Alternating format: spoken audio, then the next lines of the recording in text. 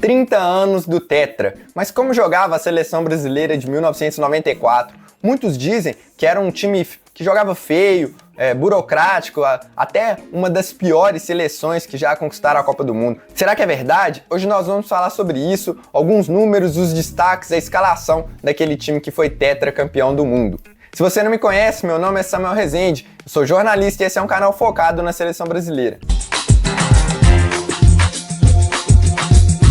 Antes de falar da seleção brasileira de 94, já se inscreva aqui no canal se você curte o tema e deixe seu like para o YouTube entregar o meu vídeo para mais pessoas, que ajuda muito para quem está começando. Uma rápida contextualização aqui, o Brasil venceu Rússia e Camarões na primeira fase e depois empatou com a Suécia e se classificou em primeiro com 7 pontos. Nas oitavas de final, os donos da casa, Estados Unidos, o Brasil também venceu no tempo normal. Nas quartas de final, o jogo talvez dos mais difíceis contra a Holanda, o Brasil também venceu por 3-2. Na semi, reencontrou a Suécia e venceu a Itália nos pênaltis na grande decisão. E a escalação daquele time tinha. E aí, eu vou começar falando aqui sobre a escalação que iniciou aquela Copa do Mundo e aí depois a gente fala quais foram as alterações ao longo daquele torneio. No gol, Tafarel, Jorginho na lateral direita, Ricardo Rocha, Márcio Santos e Leonardo na lateral esquerda. Dupla de volantes com Mauro Silva e Dunga, os meias eram Raí e Zinho e no ataque Bebeto e Romário. Só que esse time sofre 3 alterações desde o começo da Copa do Mundo. Primeiro, o Aldair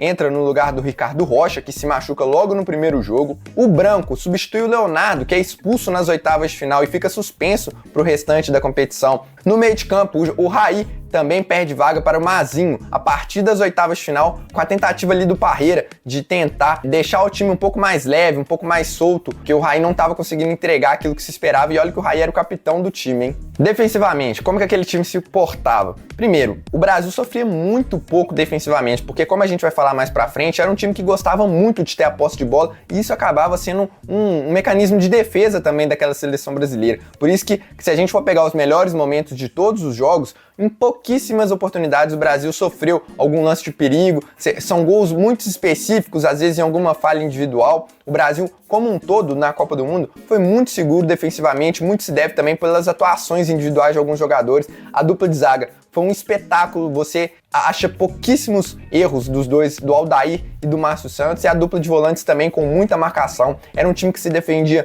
muito bem, com 2 linhas de 4 e mais o Bebeto e o Romário à frente, sendo que o Bebeto às vezes voltava um pouco mais, o Romário com total liberdade para descansar, para ficar na frente, era o grande nome daquele time, então ele ajudava muito pouco defensivamente, até no perde-pressione. Em falar nisso, o Brasil até tentava pressionar quando perdia a bola, aqueles 5 segundos iniciais ali, mas se não conseguisse, retomava a linha de marcação e voltava muito rapidamente. Não era um time que ficava marcando pressão, aquele time que sobe as linhas e marca lá em cima o tempo inteiro. Não foi assim aquele time de 94. Era um time que, a partir ali que perdia a bola, você recuava, tinha uma linha média com essas 2 linhas de 4, né? Bem juntas mesmo, né? Os meias fazendo as pontas pelos lados do campo e o Dunga e o Mauro Silva com muita força de marcação pelo meio. Em alguns momentos também a gente tinha o Dunga, que era uma espécie de primeiro volante, mas que fazia um segundo ali em alguns momentos. Eles jogavam muito alinhados quando não tinha a bola, mas o Dunga, em alguns momentos, subia para pressionar o adversário, né? Em poucos momentos que o Brasil pressionava no campo de ataque, era o Dunga quem coordenava essa marcação. O Dunga subia para fazer pressão no volante adversário, e aí o Brasil, como um bloco todo, também subia a marcação. Então, assim, defensivamente é até difícil você analisar, porque o Brasil era um time com muita posse de bola e que isso acabava fazendo com que o Brasil sofresse pouco defensivamente. Um exemplo disso é que o Tafarel faz pouquíssimas defesas ao longo da Copa do Mundo, sofre poucos gols também, então defensivamente muito seguro, com poucas falhas. Como eu disse, difícil de analisar um contexto geral, porque o Brasil precisou se defender pouco ao longo da Copa do Mundo de 94. E ofensivamente, como que se portava essa seleção brasileira? Bom, primeiro a gente tinha um recuo do Mauro Silva para fazer uma saída de bola, praticamente uma saída de 3 ao lado dos 2 zagueiros. Os 2 laterais viravam alas no momento ofensivo, eram quem dava amplitude, os meias centralizavam, então a gente atacava praticamente no 3-1-4-2. O Mauro Silva iniciava ali aquela saída de bola, mas era o Dunga quem carimbava a maioria delas, com lançamentos, passes em profundidade. O Dunga faz uma Copa espetacular, um dos melhores da seleção brasileira.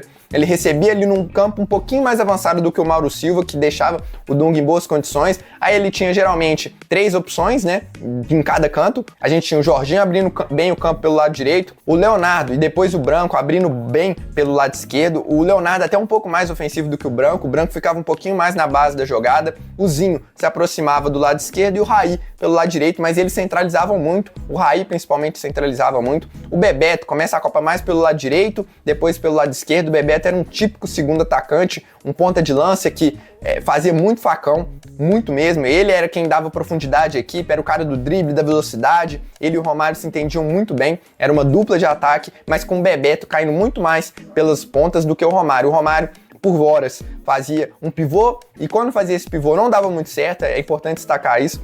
O Romário de pivô, ele sofria muito, e aí no começo da Copa, inclusive, ele nos 2 primeiros jogos, eu sinto que ele tá um pouquinho ali, tentando ficar mais à frente para buscar o gol, e depois ele começa a se soltar, começa a voltar um pouco mais para receber a bola no meio de campo, faz ali quase um falso 9, começa a tabelar, distribuir mais o jogo, participar mais das partidas, e aí o Romário faz aquela Copa extraordinária que a gente já sabe. E como eu disse, era um time que gostava muito da posse de bola, então quando retomava, começava a rodar a bola de um lado para o outro, tentando achar o espaço. Era um time com muita paciência, tanto é que nas transmissões, se vocês assistirem os jogos com a narração do Galvão Bueno, você vê uma certa impaciência ali do Galvão, do Pelé, que é quem comentou aquela Copa na Globo. Você vê que os dois queriam um time um pouco mais ofensivo, e eu acho que talvez por isso tenha um pouco dessa mística de que o Brasil jogava feio. Mas não é que jogava feio, era quase sabe aquele tic-tac da Espanha de 2010? Não, o do Brasil não é que era exatamente isso, mas só para citar um exemplo de como era um jogo muito mais de posse de bola, de toca para um lado, toca para o outro, não achou espaço? Volta. Os meias, eu acredito que sim, tenha faltado um pouco de criatividade, tanto para o Raí, depois o Mazinho melhora um pouco. O Zinho, achei um jogador muito burocrático ao longo da Copa de 94, não é que ele não tenha ido bem, mas do quarteto ofensivo ali, talvez quem menos produziu foi ele, e era um time que dependia muito da dupla de ataque e do Dunga.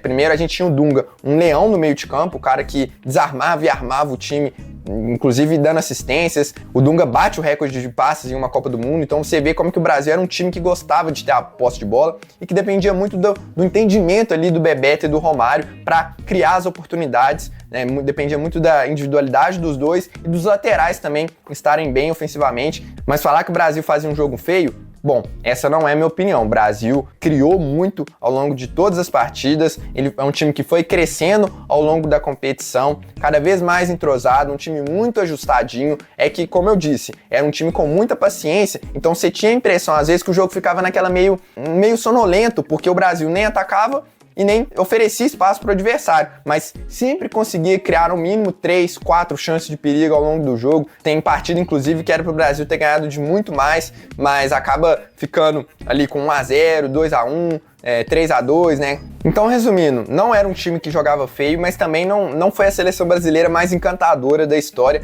Era um time que criava muitas oportunidades e cedia poucos aos adversários e tinha como foco a posse de bola, um ataque que se movimentava muito, né? Você tinha ali o Zinho, filtrava, aí os laterais cortavam um pouco para dentro, ou por hora eles invertiam, né? O lateral por dentro, o meia por fora, mas como padrão os alas bem abertos. E eu acho que o Brasil, num todo, fez uma excelente Copa do Mundo e foi muito mais do que o Romário, tá? Isso é importante a gente destacar também. O Romário faz uma copaça, mas se for para destacar alguns aí, o Dunga e a dupla de zaga e o Bebeto também ajudaram muito na construção daquele time, foram dos principais jogadores. Então, assim, aquela história também de que o Romário ganhou sozinho, pra mim não é verdade. Se você reparar nos jogos, você vê que era uma seleção muito coletiva. Não é que o Romário pega a bola debaixo do braço e decide todos os jogos, ele é o cara decisivo do gol, mas em termos de atuações, não é uma Copa que a gente fala, o Romário colocou a bola debaixo do braço e todos os jogos ele foi o melhor do Brasil. Não é bem assim. E aí, só pra gente ter alguns números aí em mente, o artilheiro do Brasil foi o Romário,